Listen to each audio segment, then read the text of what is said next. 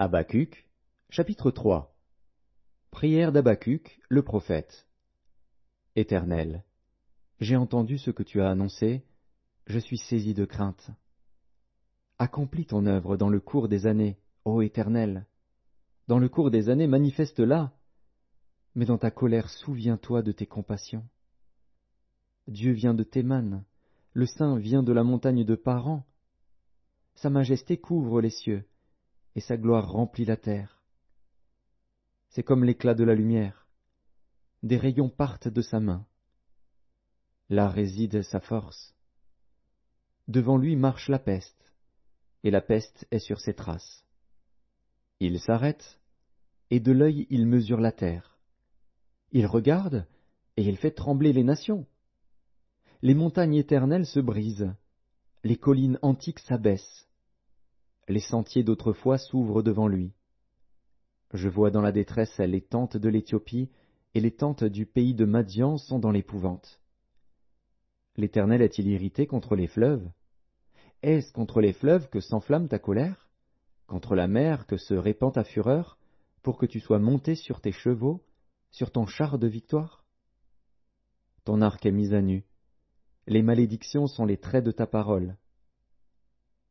Tu fends la terre pour donner cours aux fleuves. À ton aspect, les montagnes tremblent, des torrents d'eau se précipitent. L'abîme fait entendre sa voix, il lève ses mains en haut. Le soleil et la lune s'arrêtent dans leur demeure, à la lumière de tes flèches qui partent, à la clarté de ta lance qui brille. Tu parcours la terre dans ta fureur, tu écrases les nations dans ta colère. Tu sors pour délivrer ton peuple, pour délivrer ton oint. Tu brises le faîte de la maison du méchant, tu la détruis de fond en comble.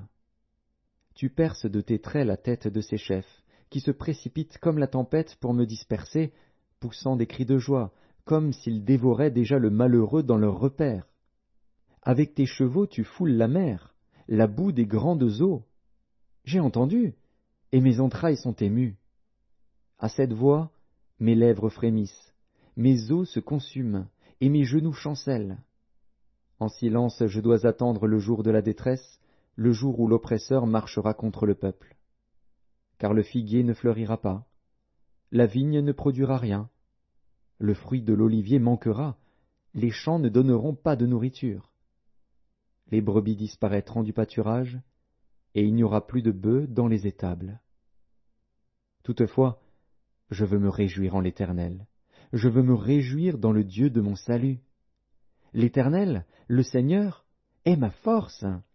Il rend mes pieds semblables à ceux des biches, et il me fait marcher sur mes lieux élevés. Au chef des chantres, avec instrument à cordes.